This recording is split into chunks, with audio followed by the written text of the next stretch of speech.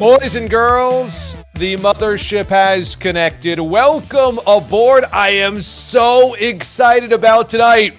We have hopped into the DeLorean. We have punched up the date, May the 19th, 2022 or 2023, and we're doing a retro version of Canadian Bacon tonight.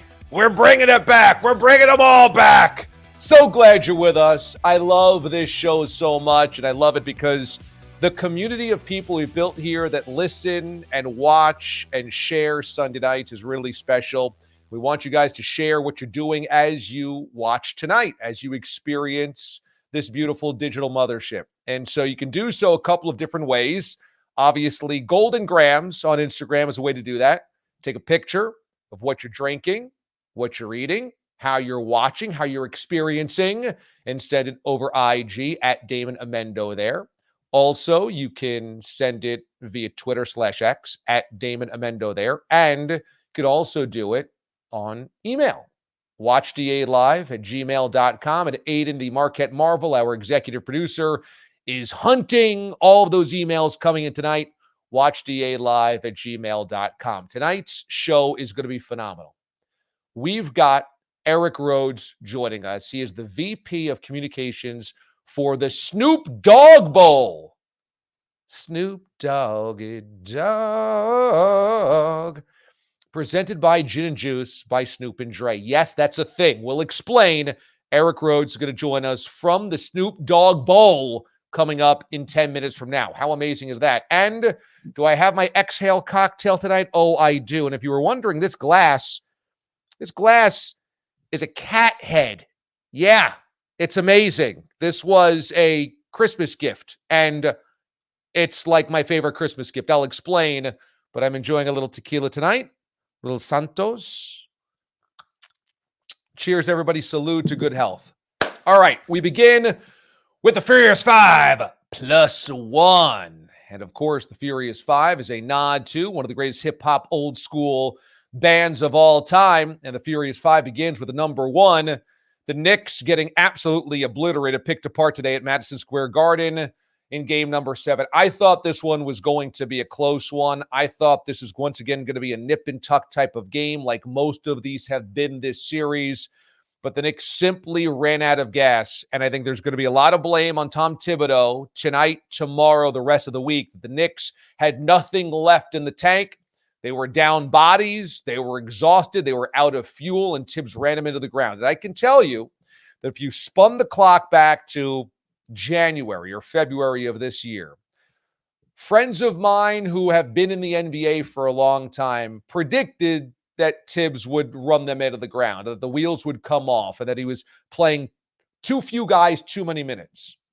And as much as this may have been a predictable end for the Knicks, there is nothing Tibbs could have done differently. And so I do not agree that you can blame Thibodeau for anything here, because the whole idea is for in January or February for Thibodeau to say, will you take game 7 with a chance to go to the conference finals at Madison Square Garden? And every Knicks fan would have answered yes. And every member of Knicks media would have said yes. And every Knicks fan on the streets outside the Garden would say, bing, bong. Yes, he got them there. And I do not think you can coach in January or February with an organization that has not been to a conference final in 24 years as though you're preparing for that. I don't think you can coach that way.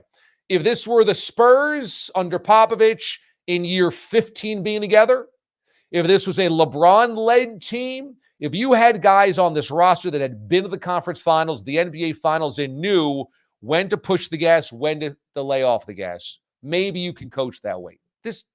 This team doesn't, this organization doesn't, and the culture didn't.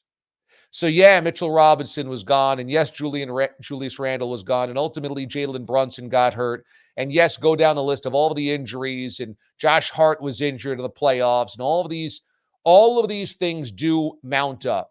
But I do not think you can blame Tibbs for that, because some of it's bad luck, and the other is you can only coach what you have in front of you when you're still trying to build something. And the Knicks are, so I don't blame him. That's the first part.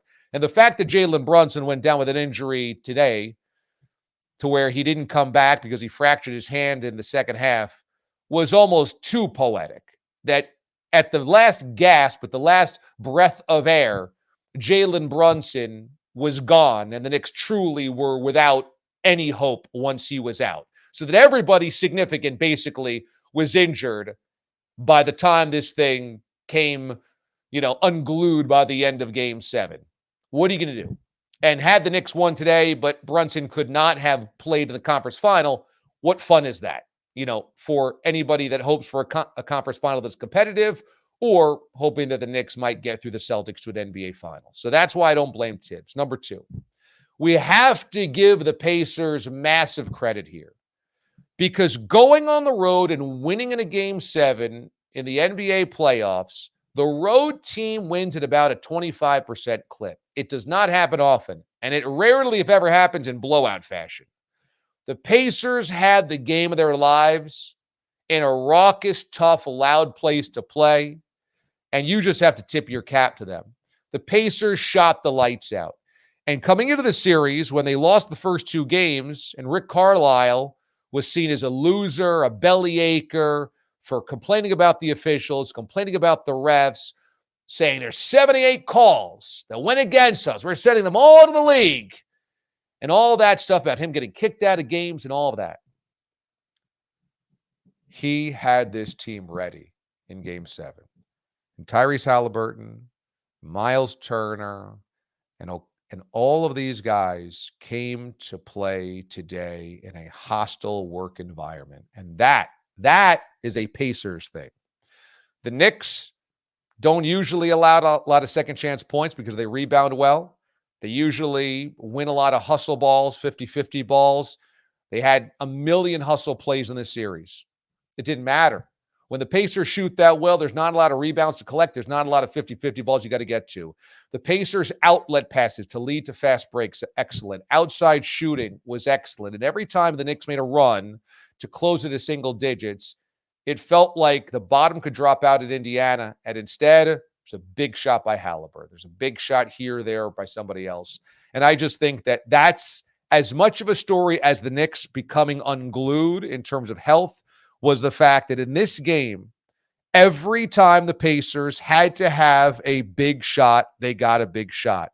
And TJ McConnell might be the perfect villain. He was excellent off the bench tonight. He's been excellent off the bench the entire series. He becomes a Jalen Brunson harasser and a Knicks killer. And he was kind of part and parcel part of how the Pacers could win, whether it was Siakam, whether it was Naismith, whether it was Turner, whether it's Nembhard, Halliburton, or McConnell. They all seem to take turns hitting big shots today, and that's why they're moving on, and you have to give them credit. And I hope that tomorrow is not just about the Knicks collapsing, because there's so many influential media members that love the Knicks, that adore the Knicks, that are going to be angry by the Knicks, that are Knicks fans. Because this is as much about the Pacers as it is about the Knicks, and the Pacers deserve credit for going on the road, down 0-2 originally in the series, and just crushing the shooting today to make sure the Knicks were chasing the entire game and could never catch up. That's the breakdown from today's Game 7 at Madison Square Garden.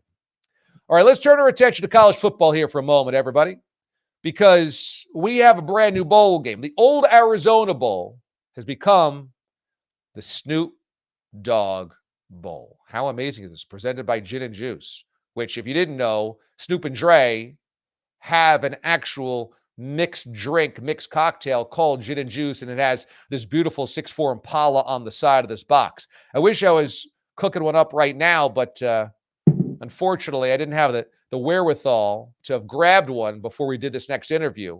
Then I looked for it today in my area, and I couldn't find it, so I got to pick it up when I'm in the city for one of the shows this week, bring it up to a Memorial Day party, and enjoy myself a little Gin and Juice. It's time now for the VP of Communications of the Snoop Dogg Bowl, Eric Rhodes. A cocktail in one hand and watch DA live front and center. It's the best way to begin the week and end your weekend. Fast and hard. What you're doing in those photographs isn't ordinary anywhere, pal. And we're back. Where you been, pal? So, ladies and gentlemen, here's Damon Amendolara.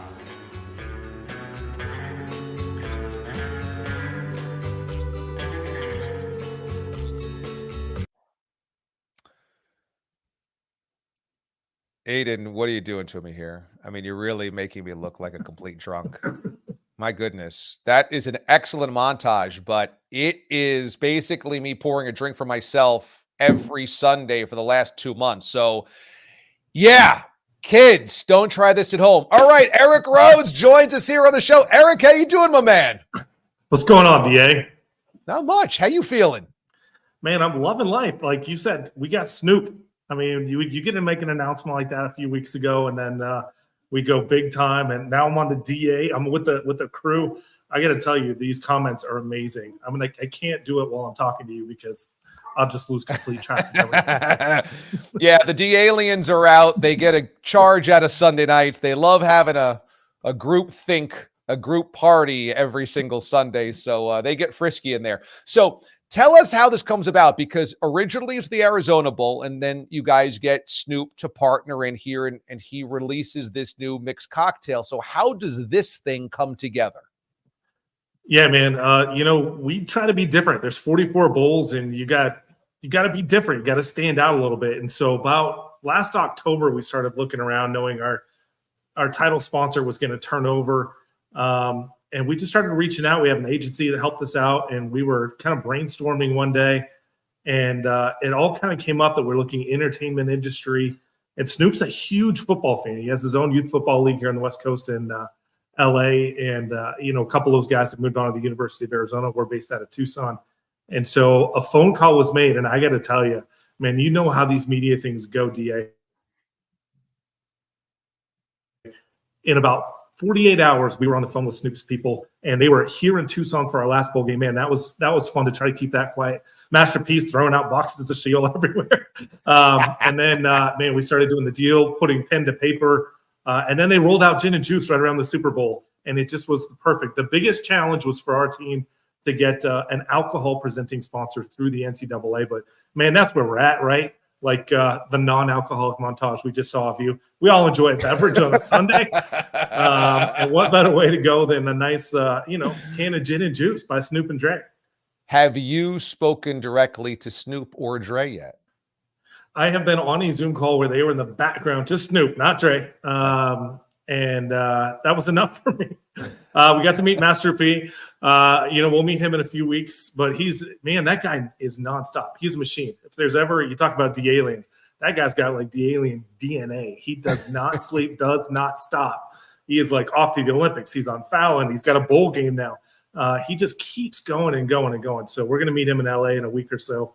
We have some big things planned. The biggest, of course, is going to be what halftime looks like. Everybody wants to know what halftime. First of all, we are not going to be played on 420. Okay. Just to get that out of there. We're a bowl game, so we're going to be in the December season as everybody else. Yeah. I get asked that often. But the halftime's going to be big, man. When you got Snoop, you got to go. It's got to be big. And Snoop's Super Bowl halftime show a couple of years back was awesome. So this will be on December 28th, this bowl game, 4:30 Eastern time, 2:30 Mountain time. If I'm not mistaken, you guys are not an ESPN bowl, correct? That's right. We're one of three that are not on the ESPN family, and we're good with that. We'll be on the CW network, which we had a little over 2 million viewers last year, and now we added Snoop. We're going to expect that to rock it up. Great thing about CW, it's everywhere, man. If you still got the old bunny ears and you got like a clothes hanger on the back of your TV, you can watch the Snoop Dogg Arizona. So does that actually, the lack of affiliation with ESPN, help in something like this? Because you guys are a little edgy here with an alcohol sponsor, because it's a little outside the box. Does it help that you don't have the ESPN affiliation? Yeah, I mean, we are certainly good friends with everybody in all the networks of college football. But what helps us is, we're considered I think we're up there now, one of the lower tier bowls. So in the ESPN family, you don't get control over your game day, and that's really important to us, as we are the only bowl game in the nation that gives 100% of our net proceeds to charity.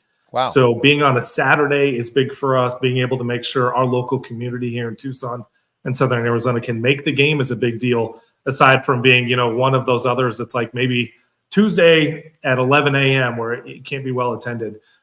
Butts in the seats matters to us because every ticket bought, every beer bought, every gin and juice drank, is money we get to give back to charity here in Southern Arizona. So it's a one chance I get to say drink for the kids. Wow. Now that's actually pretty cool because as rambunctious as our listeners are, we do like to do a lot of stuff for charity. We do like to try to come together and help people out. So this is interesting. Where will the proceeds go? Have you guys decided which charities they'll go to? This will be our 10th bowl game this year, 10th iteration of the Arizona Bowl, and we've worked with over 70 charities in Southern Arizona. So we have a committee. It's a grant application process that'll open in early December. We'll see how much money we make and all of those things that, how many beverages could be consumed and tickets sold for that halftime show. And then in about February, we have a local community committee that gets together and they decide how that money is split up, so nobody from the bowl is involved. It's all community to make sure that there's some accountability there. But yeah, over 70 in 10 years, and I expect a bunch more this year.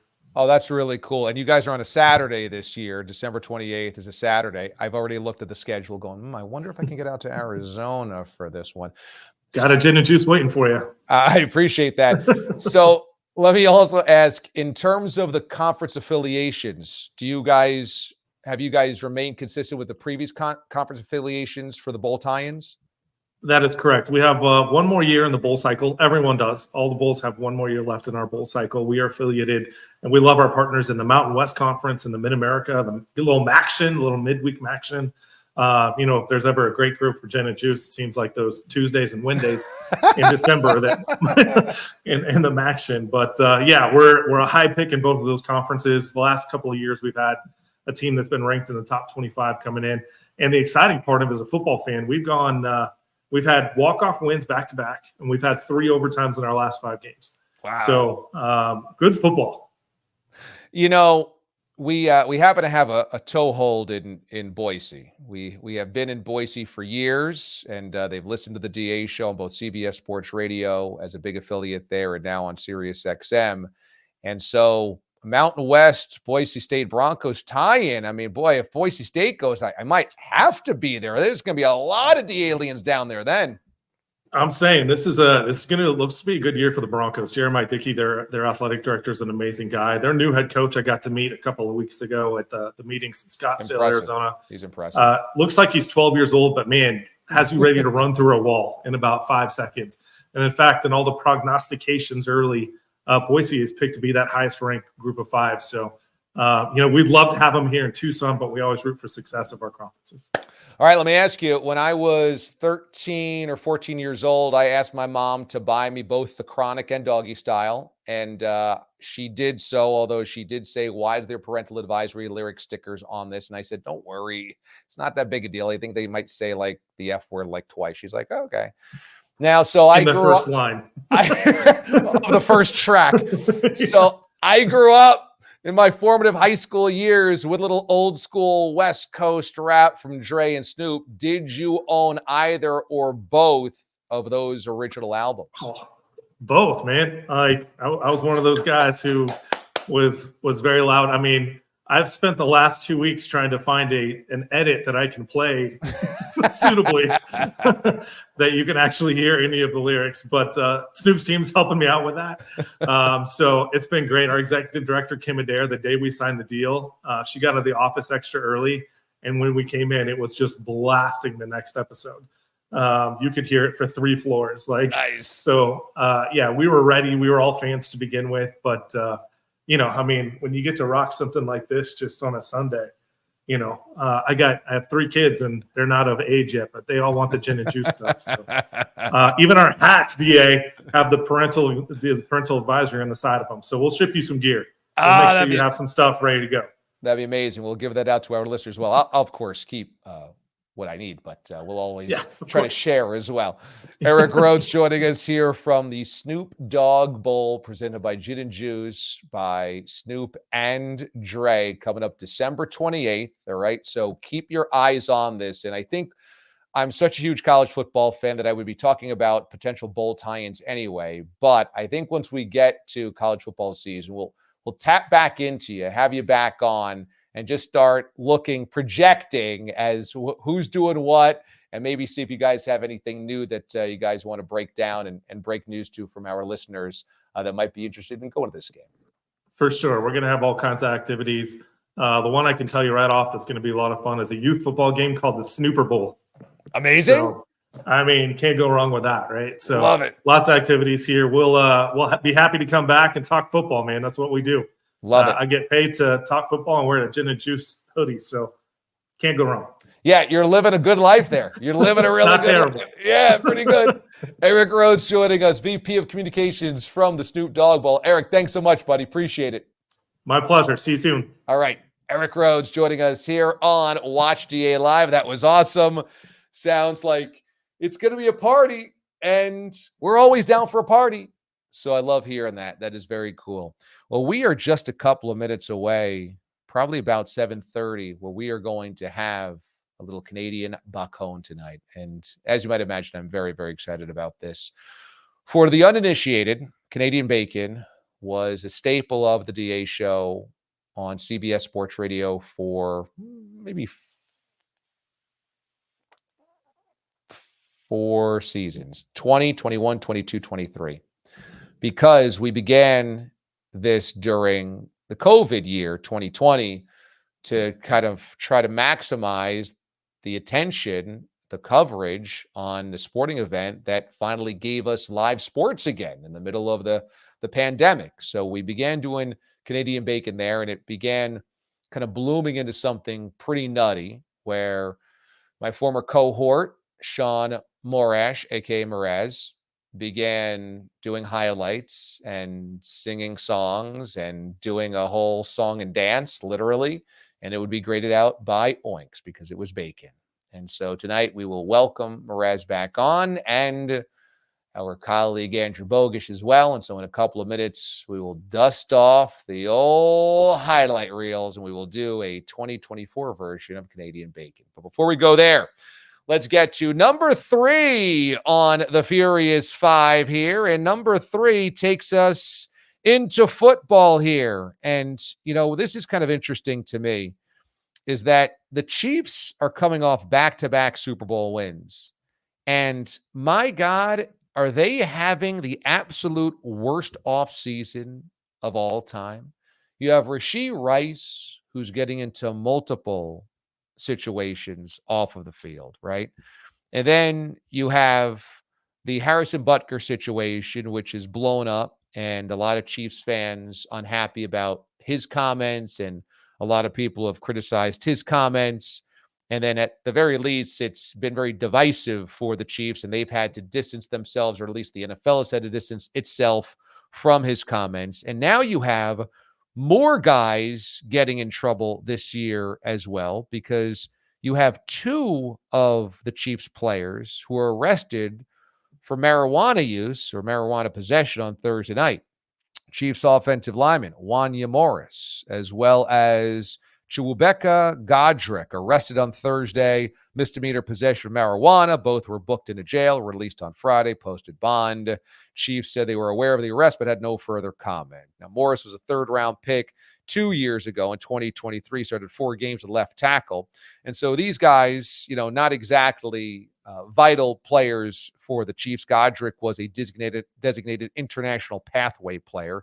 He was a practice squad player all season long. So it's not going to make or break them to have these guys on the roster or not. But it just does feel like one thing after another this offseason for the Chiefs. And I do wonder sometimes about whether teams that win and win big, who have a great leader or leaders, in this case, Patrick Mahomes and Andy Reid, can take too many chances on questionable behavior guys, or have so much winning and so much success that guys end up pushing the envelope and thinking they're untouchable. I think this happened at Georgia after they won back-to-back championships, where guys just seem to think they were bulletproof. And I wonder if that is happening with the Chiefs. Andy Reid has made a career out of taking guys that might have one strike or two strikes other places and bringing them in. Tyreek Hill was one of those guys, and he became a Hall of Fame player for the Kansas City Chiefs. You have Mahomes, and even if you've got head cases around him or problem children around him, he tends to make everybody come together when it matters most and, of course, maximize what he has. But when you win, guys begin to think that they're invulnerable. And when you begin to win, there's a lot more scrutiny on everybody. So you have chances to do marketing and sponsorships and keynote speeches, et cetera.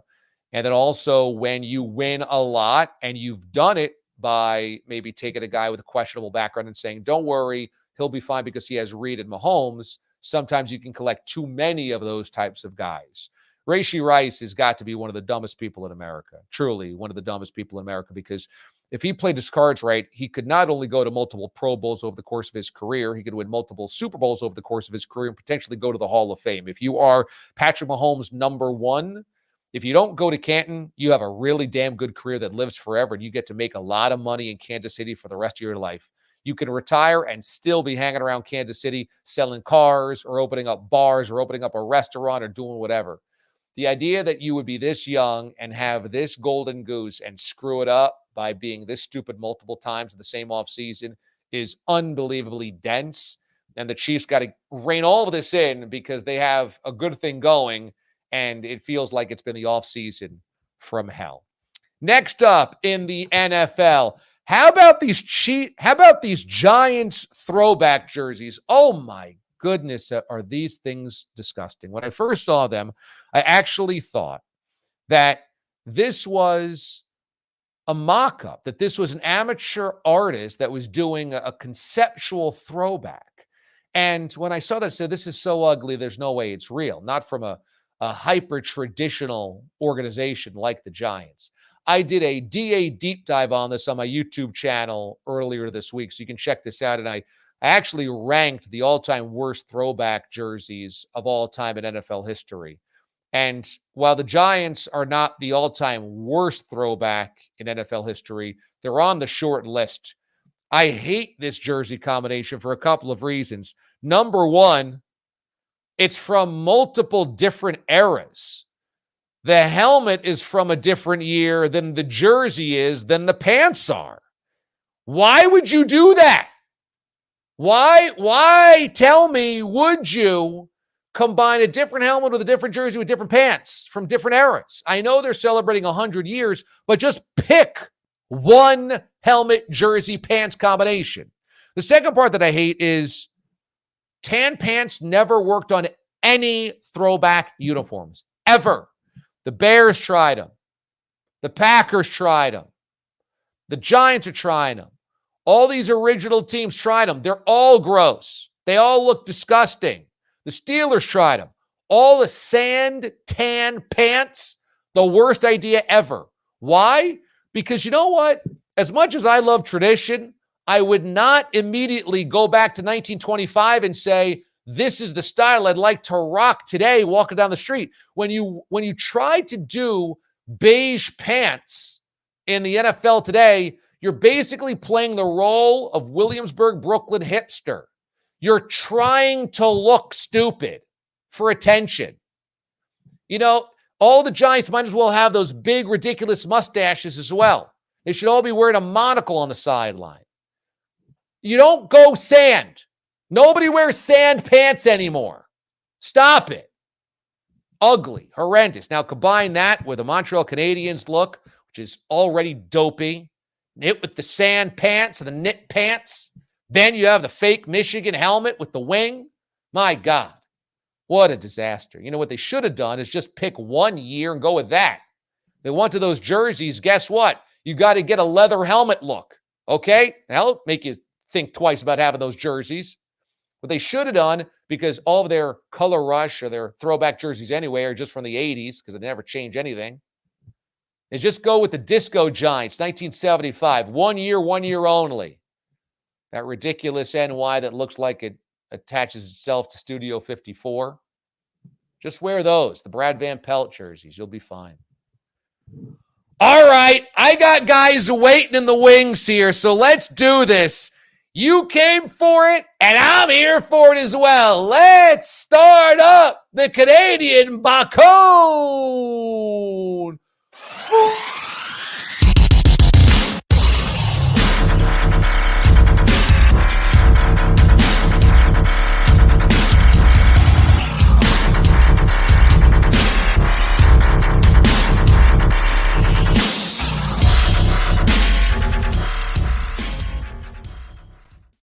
I mean, look at this. Look at this. Look at this crew. We are ready to roll. My God, Mraz, where are you? In a shed? Can everybody hear me? I want to make sure my audio is okay in here. Yeah, we can hear you. We are currently broadcasting from my sister and brother-in-law's garage where I've taken everything because they had a gender reveal party that my brother-in-law had decided to pause a few minutes so he can console himself after a Knicks loss. So I did bring my stuff just in case we were not home, and now we are going to stay past Canadian bacon. Wow! In the shed. And we welcome on the bogeyman, Andrew Bogusch, who will be controlling the Oinks today, playing the role of Pete the Body. Bogeyman, congratulations on your Rangers. Thank you very much, and congrats to me for controlling the Oinks. That's breaking news. Do I have to make the Oink noise? Nope. How's this going to work? No. Aiden's got the Oinks lit up, including halves and quarters. We are ready to roll. So you just have to tell us what the score is, and then he will do the Oinks. Okay, now can I just point out before we go any further, I have come prepared. I am wearing my Rangers hat, and for the Canadian portion of the segment, I am wearing my beautiful Wow! Go back. Wow. Let's go. Look at this. Look at this. The Gary Carter Le Montreal Expos jersey. That is good stuff. First of all, hockey time for you two guys, hardcore Rangers fans. How did you feel with the Game 6 comeback victory? Bogues, you first. Well, I got yelled at by our good friend Boomer Esiason because I thought for sure that the Rangers were losing Game 6 when Jordan Martinook skid on his belly for about 250 feet and took the puck off the goal line. When I told Boomer I thought that was a bad omen, he called me a word that I cannot repeat here, even on YouTube. So I'm glad that I was wrong and they recovered and now get the Knicks out of the way. The Garden's all for the Rangers now. A little bit. Oh, my God. The third period was amazing. Chris Kreider with a third period hat trick. Mraz, I saw your video. We all did. You kissed somebody on the mouth and yelled the F word. Yeah, my brother-in-law, I almost went full frontal in that moment. It was that big a Ranger moment. One that I will remember for the rest of my life, the natural hat trick. One that may or may not be included in a few minutes as we Canadian some bacon. Is this the most exciting Rangers run aside from 94, Bogues, or do you have to put the Stanley Cup run in 2014 where they lost to the Kings ahead of this one? Well, I mean, I was young in 94 and I didn't understand the full weight of 1940. I was a newish Ranger fan at that point. So, I mean, that was ridiculous, but it wasn't the exhale generationally that it was for so many people. The deep runs in the early teens, is that the right way to describe it? Yeah. Like I was at those games, so that felt much closer to home and super fun. But this one right now is shaping up to be pretty ridiculous as well. Okay. Mraz, this postseason's been incredible, right? I mean, forget just the Rangers part of things. It feels like every series has incredible angst. I mean, the Panthers-Bruins series have been awesome, and the West has been awesome as well. Yeah, obviously, when you go to double overtime to settle a game with Dallas. Oh, by the way, DA, a long documented part of our show, a Canadian team trying to get back and win a Stanley Cup. You have those two teams in Vancouver and Edmonton going at it. The playoffs have been awesome. And what the beautiful part about the NHL postseason is, every postseason is always different. Remember, last year was a ton of Game 7s in round one. You don't necessarily need Game 7s and overtimes to make the NHL postseason really, really exciting and interesting. We haven't even had a ton of that, and it just feels like all of these games have been, the end of the games have just been incredible, and goalie storylines left and right. And I really think we've shaped up here with, I think, the two best teams in the East, and Dallas is a really interesting story. You add in the Mavericks, you add in the Texas Rangers, and Jerry Jones has to be sitting there going, what the hell happened? How come we can't figure it out in Arlington? But it's just been awesome, man. I can't wait to see who comes out of Canada here to finish the Final Four off. I saw a great graphic today on Instagram, and it was the 4 Dallas Metroplex teams, the last time they were in a conference title game, It was the Rangers 2023, the Mavericks 2024, the Stars 2024, and the Cowboys 1995. Oh, good. It's awesome. All right, Mraz, lead us off. It's time for 3 clips from this year's postseason, your favorite moments of the Stanley Cup playoffs so far. All right, so this is going to be very pandemic style of Canadian bacon, where I'm going to tell you guys right now, you're going to be looking at me in this bunker shed of my sisters here, but I am not going to be looking at Bogusch and DA, which I think could play to my strengths here, because I won't get tripped up looking for facial expressions, because I'm going to be popping up my script. So I just want to let everybody know that. So if I do stumble, it can't be because I looked at you guys cracking up. Traditions never die. Let me preset my limitations here. So when it's only a 3.5, it's not really my fault. It's the shed's fault. Okay, great.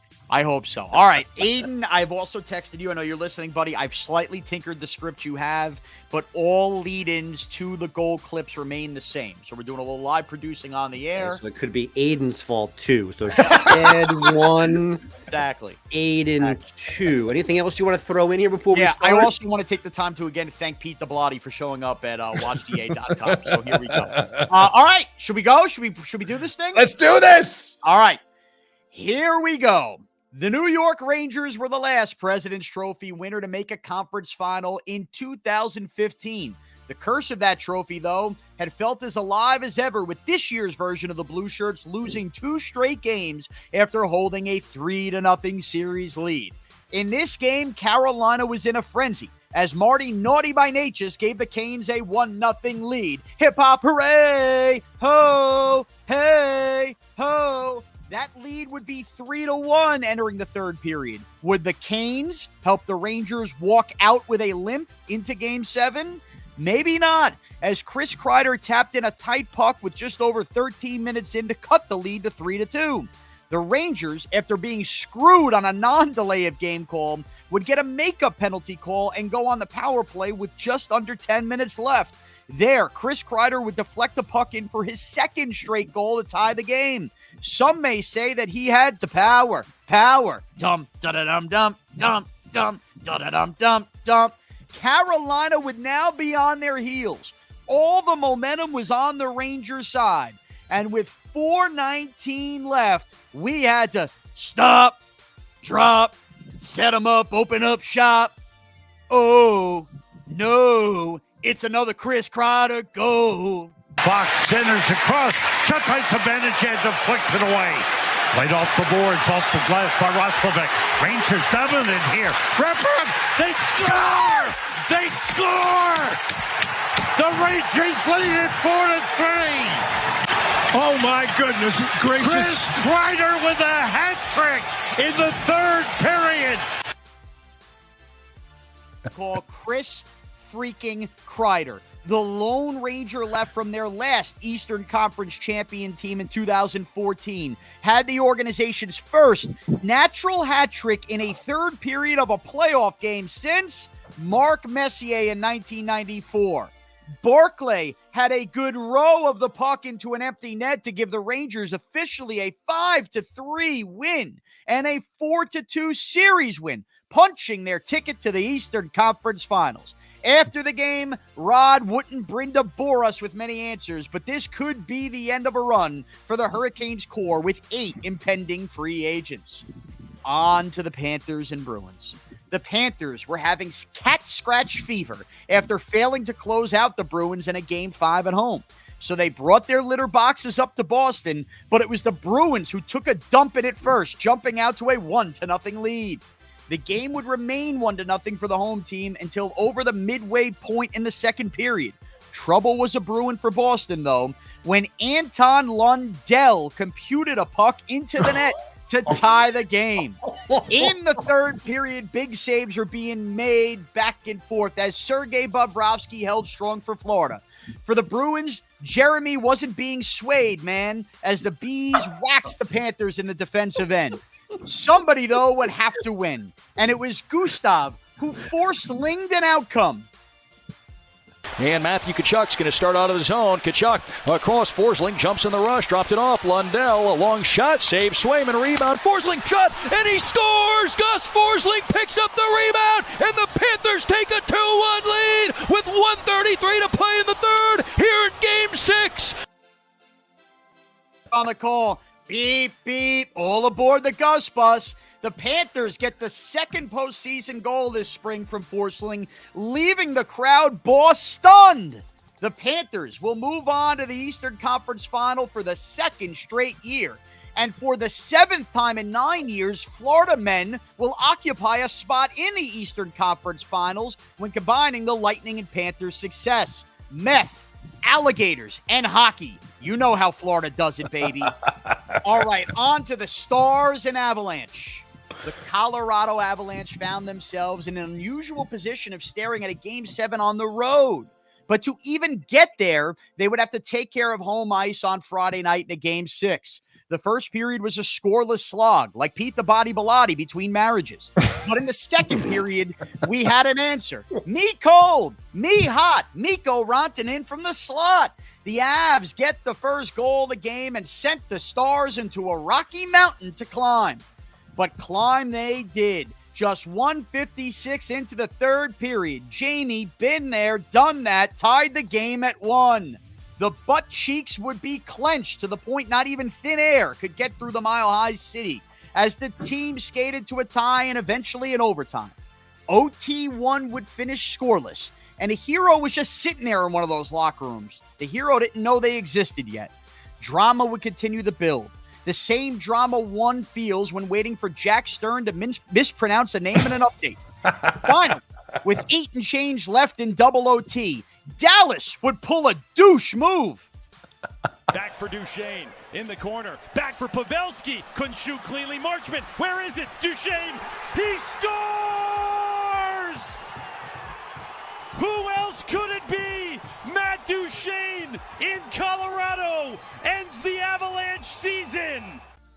Yes, Matt Duchesne. Sing us a song. You're the double overtime ending man.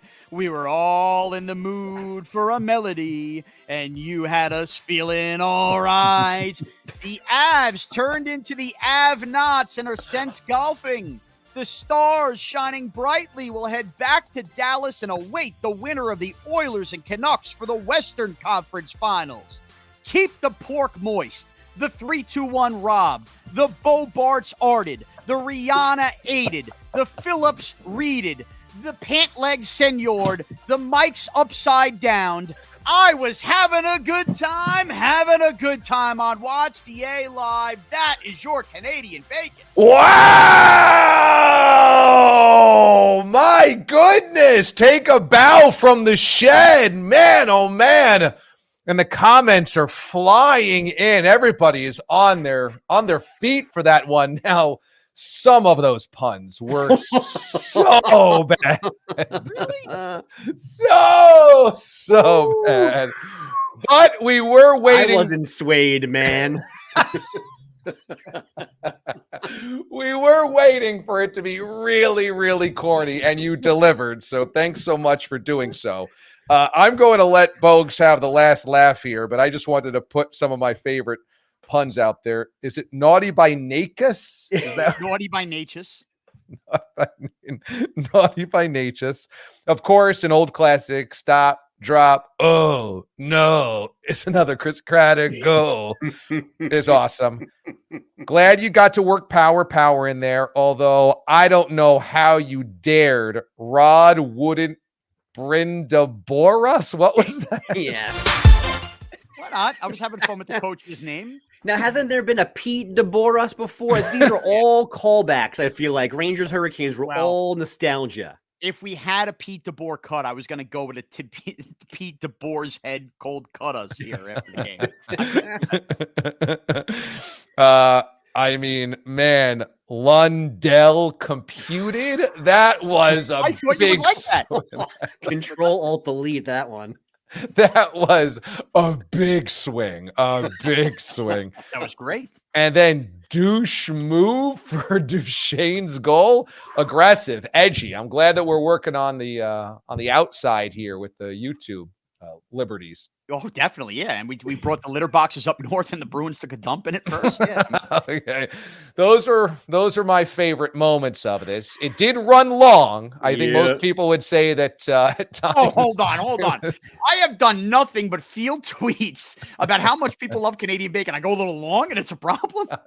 I'm just saying. Springsteen plays for 4 hours. I'm just and saying. you ain't Springsteen. Okay. I am when it comes to hockey highlights. No, that's Pat Boyle. Stop it.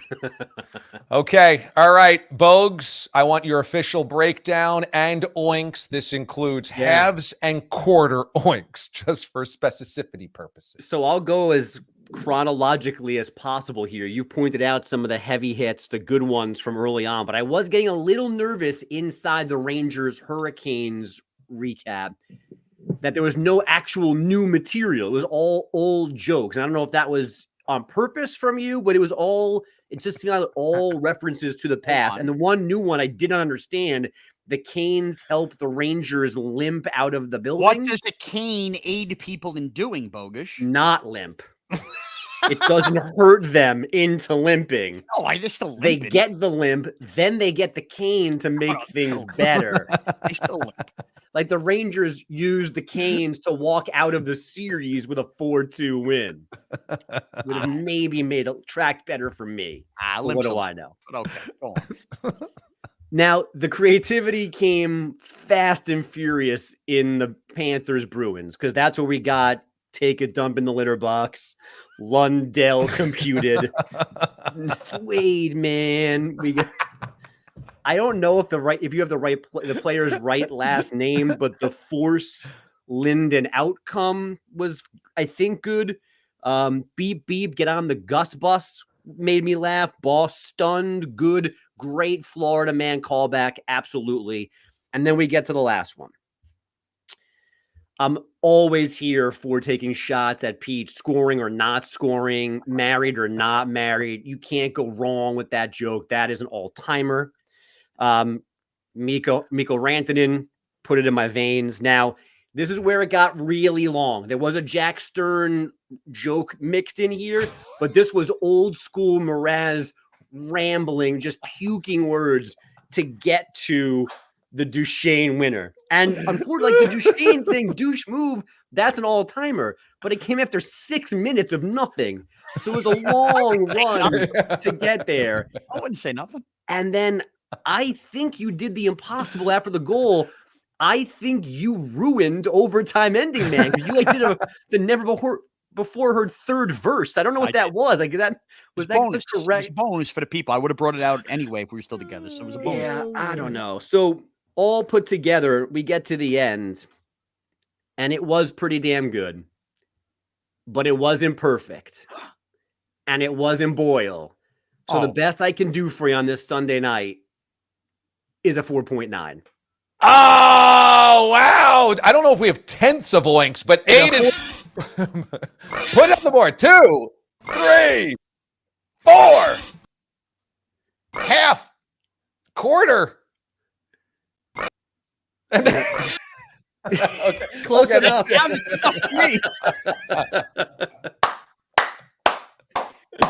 That's amazing. Aidan, put yourself on screen here. I just want to get your vibes right now because you've been working on this behind the scenes all week long with Mraz. How do you feel it went for Mraz and our revamped Canadian bacon? Oh, your mic's not on. Boy, he really he reminds me a lot of Pete. Why? He's here though. Yeah, he's present. From a executive producing standpoint, pretty well. Although my heart did drop right as Mraz was launching into the script because he said, "Oh, Aidan, I texted you some edits." For background, my phone is out of commission. I'm probably going to the AT&T store tomorrow. Oh, wow! So I didn't even get any of those texts. So I was going off the audio clips that we sent this morning, and that was about it. The oinks worked. Bogues really threw me off with a 0.9, but we have a 0.75 up there, and that's where we're going with. Very nice. That was awesome. Well done on the highlights, and that sounded great. And Mraz, thanks for putting in the effort because you didn't have to do this and you're doing it from a shed, which is kind of appropriate since you were suspended once upon a time, I believe, for using the word shed. I built some shed. Here we are. I built it. And how was Disney, by the way? It was great. As you can see, I'm repping. Me and the mouse are tight. It was great. What they don't tell you is it also sucks entirely. But no, it was great. What do you mean they don't tell you? I mean, you get to the end of those days, your legs hurt, you've been walking around, the kids screaming for cotton candy. They're never satisfied. You can buy every type of Mickey ears you want. Then the moment you leave, it's, I didn't get to do this, that, and the other thing. What you realize is when you have a couple ungrateful pricks, Disney's not the best, but we had a great time. Hey, how are your girls doing again? What are they, 6 and 3? Okay. I love them. I'm wearing my girl dad hat. I love them. Can you tell we're on YouTube? I love them. Oh my God. Well, thanks guys for doing this. I know the listeners are over the moon. So thankful that you guys stepped aside to do this. And Bogues, thanks so much for grading the way that we always deserved, without the angst and the cynicism that Pete brought to the table. Just good-hearted fun. We were always looking for that. An anger-free bacon. No emotional baggage brought in, no resentment. This was really refreshing. It's the least I could do for the group. Have a great rest of your Sunday, boys. We'll probably maybe divulge plans for a Bob's Bar at some point later in the summer. What we decided was early summer was not going to work for anybody. A lot of family stuff going on in the Mraz household. So if we do it, maybe it'll be in August or something like that. So we will reconvene for some planning a little bit later on in the summer. All right. I love you all. Take care, guys. All right. See you guys. Thanks so much. Andrew Bogusch and Shaun Mraz joining us here on the show. And that was amazing. That was amazing. And, when I launched this concept with Aidan, this show, Sunday nights, I said, what I want to do is Sunday nights can be something that people kind of fear because they got to go back to work on Monday morning. And there's the Sunday scaries thing. And what I want to do is I want to make a really safe, cool, fun space for everybody that's listened to me for many years, shares my sense of humor, and to build this family that we have by going to YouTube where there's so many millions, hundreds of millions potential listeners, viewers, audience to come share this type of fun with us. Because I always felt like, it's just more fun when there's more people. And something like that really makes my Sunday sing. It really makes this show the best. It really makes Sunday nights here at Watch DA Live special. So I know that you guys share that as well. And I see the comments rolling in, and that's what this is built for. It's built just to really have a good time and smile as much as we can smile and share it together. So I'm so glad you guys enjoyed as much as I did, because I just get such a rush. I get just such a rush out of doing the show and doing segments like that and seeing Bogues and Mraz back together and Aidan wearing the little Mo t-shirt. I mean, that's what this whole vibe is about. And everybody that is here for this party, it means a lot that you come here on Sunday nights and spend this with us. And I think if you feel a certain way about this project that we're doing and the people that are in this universe, share this with your friends and invite them along, because I think we live in a time and a space right now where there's a lot of stuff that inundates us on the phones or on TV or on radio or whatever that makes you feel beaten up emotionally over the course of a day. And it's really important to let people know if they're beaten down, if they're going through something, if they're anxious, if they're stressed, if maybe their family is, you have people that might be sick, you have people that lose jobs, you have people that might be out of sorts, they're just going through things.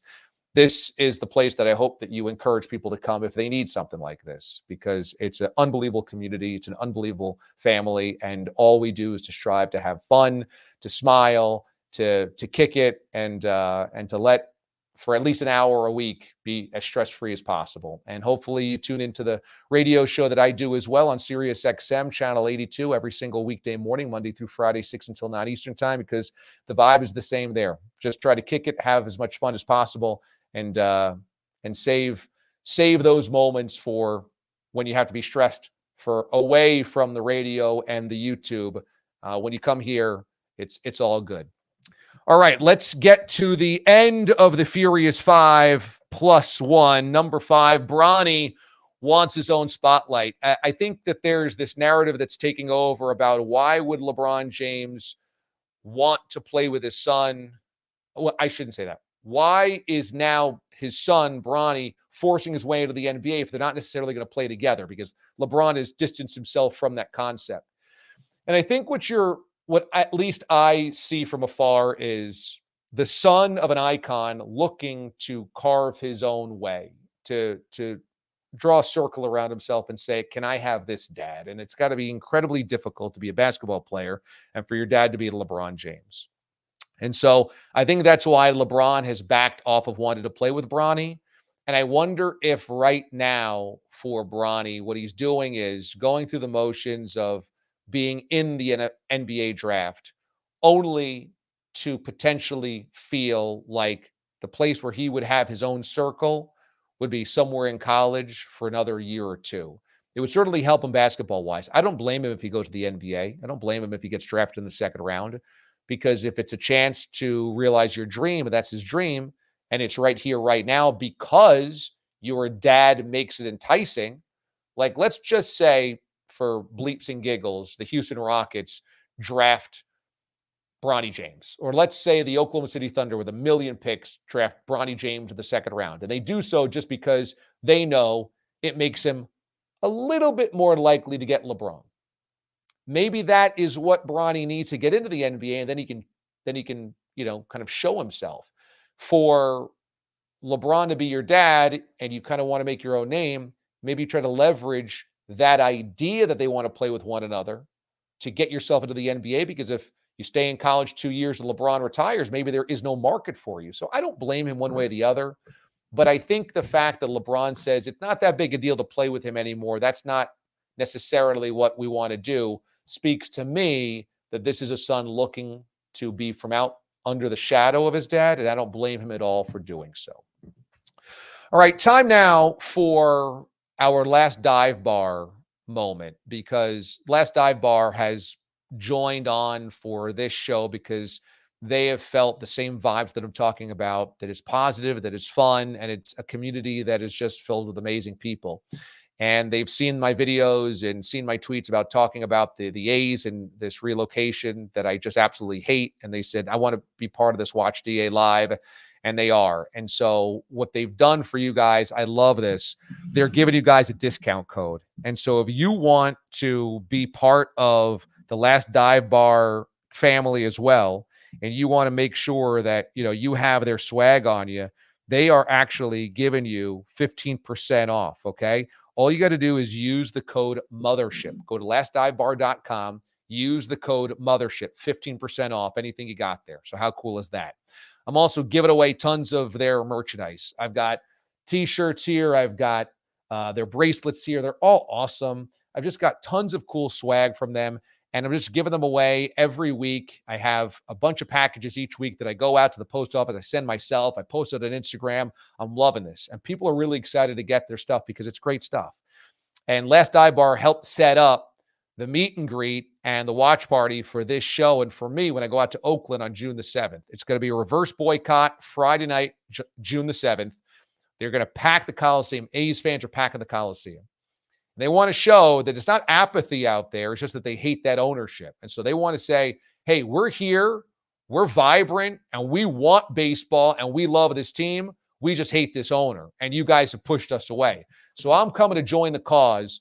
And if you're in the Bay Area, couple of weeks from now, that'll be 3 weeks from now. Next week is going to be Memorial Day. Following week is the first weekend in July or June. Then the following weekend is when I'm out there. We're going to Line 51, and I'm doing a live show out there. Okay. Damon Bruce, longtime Bay Area sports talk host, a legend out there. He's going to do it with me. We're going to team up. It's going to be awesome. Line 51, this brewery is badass. I got an inside tour video that Damon Bruce sent me, and it's amazing. It's so big. They've got multiple vintage buses in there. Buses. So if you're in the Bay Area, come out that day. I think we're going to be down there noon until 3:30 or so Pacific time. Come, drink, pregame with us, watch the show, and then we're going to go out and tailgate to the parking lot. Obviously, it's going to be live right here on YouTube and all these channels that you're watching. So if you want to just be part of the experience that Friday, tune in after work or whatever, pop it on your smart TV, check it out on your laptop, your phone, your tablet, whatever, and experience it with us. I'm going to be out there doing the show, special guests, giveaways, and all the A's fans that have their hearts being ripped out are going to come and be, all together for one night. And I'm very excited about being invited out there, part of this. So Last Dive Bar, man, thank you for making this so easy for me to come out there and be part of this. They've organized this whole thing. They connected with Line 51. They're putting it all together. So thank you, Last Dive Bar. And thanks for giving us all this swag to give away to the D-Aliens. And thanks for giving us the 15% off code as well. Mothership, if you go to lastdivebar.com, that's lastdivebar.com, use code Mothership and get 15% off. That's for you. Amazing. All right, let's do an exhale cocktail, shall we? Earlier tonight, I promise this, I have a drink in my hand, and it is in a glass that is shaped as a cat head. So, Aidan, why don't you put this bad boy up there on the screen? Because I got this. Let's go full screen on this. I got this for Christmas from my cousin Johnny. He knows I love Rosie the Cat so much, and he got me this drink set that the top of it is a cat head, and then it all is different glasses that stack on top of one another. So it kind of like you turn it upside down, and it's almost like a glass cat rising from your countertop. So I took the top glass, and then I poured a little Santo tequila in there, reposado, just on ice. And it is delicious. It is refreshing. And Santo sent me a nice glass of this, or a nice bottle of this back during the Super Bowl. So I wanted to crack it open today on a nice warm summer day up here in the Northeast. And this is my Rosie the Cat honorary glass. So to everybody out there that listens, to everybody out there that watches, to everybody out there that follows, salute, much health, salutations, love you very much. And Rosie the Cat loves you very much as well, because all of the revenue that we make on this goes to Rosie the Cat's food. Basically, that's where we're at. It's delicious dry food.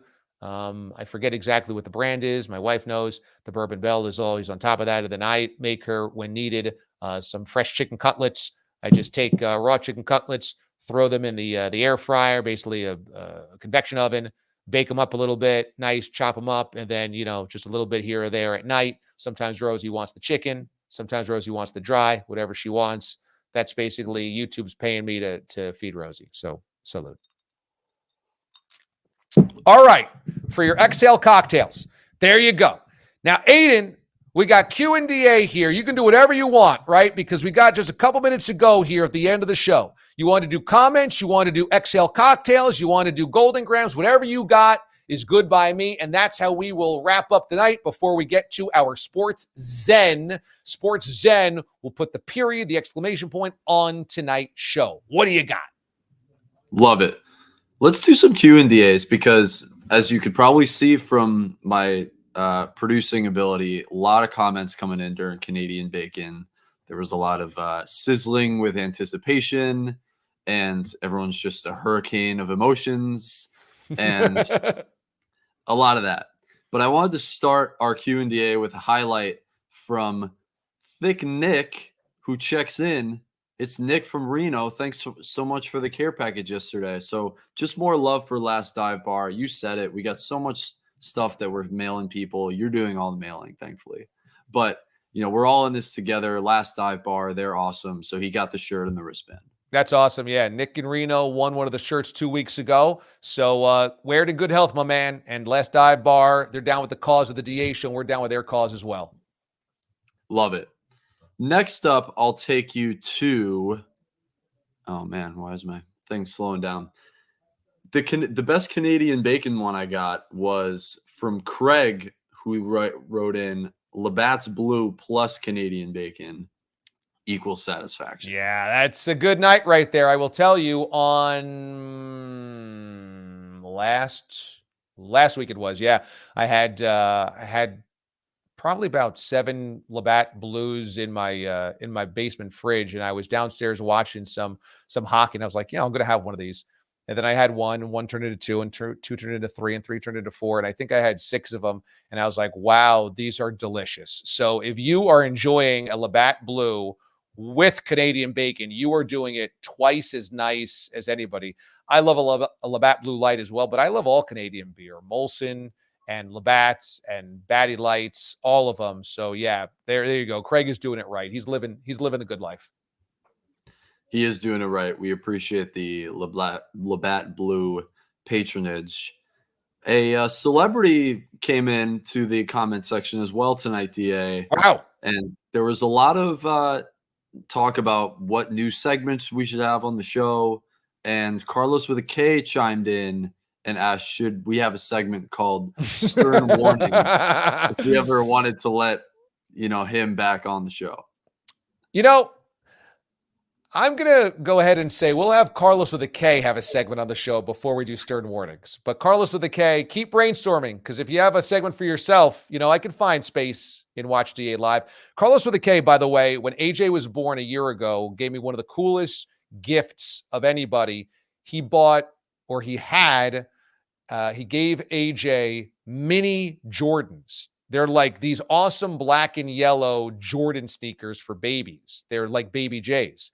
Now, AJ still isn't walking yet. He's crawling. He's standing. He's not quite walking. He's going to be a year old next week, actually. So he's probably within a month of walking, certainly 6 weeks or so. When he starts walking, I suppose we can put these sneakers on. They're probably more like for 18 months or something like that. But Carlos with a K, big heart, great dude, loves the show. We love him as well, and gave me one of the best presents that we have. So I have for AJ a pair of Jordans that have not been broken out yet. Basically, like any Jordan sneakerhead, you just have sneakers that you don't wear and you keep on the shelf. Now that's AJ, my son. I love that. As a fellow sneakerhead, I may not have spent as much money as Carlos on Jordans or Versace jackets, but nonetheless, I can still be a fan. Couple more here, and let's go back to some hockey talk. And this was actually also from Thick Nick. This was the penultimate best question that I found. Was an actual serious question. Next week, should we talk more hockey? Thick Nick, the answer is yes. And tonight, I wanted to clear the deck for Canadian bacon, and I wanted our guest to be unique and not necessarily hockey related, so that we didn't do, the whole show as hockey. So we worked on that, and we got Rhodes, who was fantastic from the Snoop Dogg Bowl. But next week, I think we will do more hockey, because this postseason has just been outrageous. And I've been so locked in, more so than many other postseasons in previous years. And I've said all along, like, I always get into the Stanley Cup playoffs, but this year more than ever, I just think the series have had such storylines. The action's been so good. The star power is there as well. So yeah, whether it's the Rangers-Canes series, which was a great series, each game was interesting. Panthers-Bruins was intense. This Vancouver-Edmonton series is going 7. Go down the list. There's been so much action that, yeah, I think next week we will talk a little hockey. I think we might have a hockey guest on next week. Stay tuned. Stay tuned, my friends. Finally, before we get out of here, because I know we got to run, Game 7 is coming up between the Wolves and the Nuggets. Loyal D-Alien, loyal comment section visitor. Best comment I saw of the night was from B. Wolf, who wrote in during the Chiefs Furious 5 segment and said that the defense for the Chiefs players, all they got is, Your Honor, we can get you a Taylor Swift. That's all it might take to get these guys out of spending more time behind bars. That's it. Can we get a Taylor Swift autograph? I saw a comment, or somebody said a story today, or sent me a story, that people are traveling to Paris to go see Taylor Swift because it's cheaper for a flight to go to Europe, a hotel out there, and the ticket than buying a ticket here in the States. How insane is that? Taylor Swift, global. That's how much it costs to go see a Taylor Swift concert. So if the Chiefs players can slip them concert tickets, they might get the judge to lay off their case a little bit. That is pretty cool. So Thick Nick and B-Wolf, you're our winners this week on the T-shirts. And so Aidan will get your information. We'll send out those care packages this week. Thanks so much for watching and listening to Watch DA Live, everybody. Before we get out of here, a little sports zen.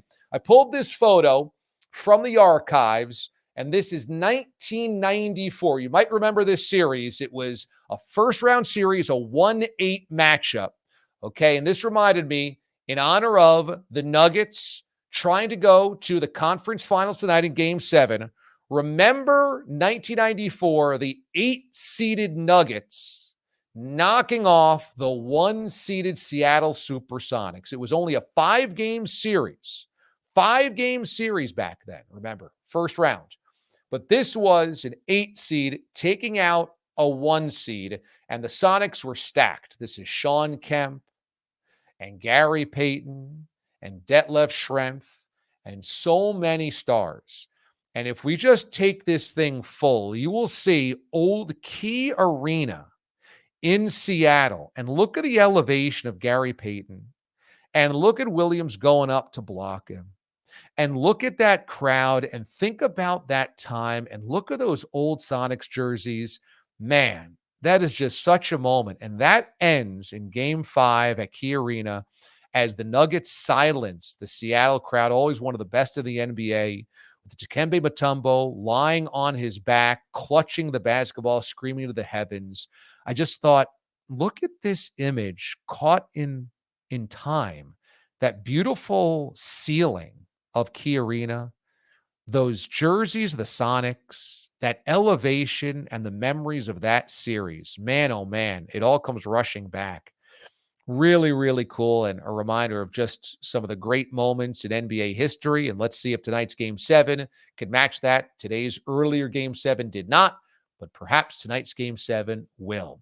All right, that will wrap it up for us tonight here on the show. Thanks, everybody, for being part of Watch DA Live. Once again, tell your friends, tell your family, join the party. The more the merrier. Come, laugh, have a cocktail, enjoy, and be one with the D-Alien family. It's good people around here, and I appreciate all of you being part of this project each and every Sunday night. For Aidan Hatton, the Marquette Marvel executive producer of the show, thanks to Mraz and Andrew Bogusch for joining us as well, and Eric Rhodes, VP of Communications from the Snoop Dogg Bowl. What a fun night this was. So many memories coming back and many memories made as well.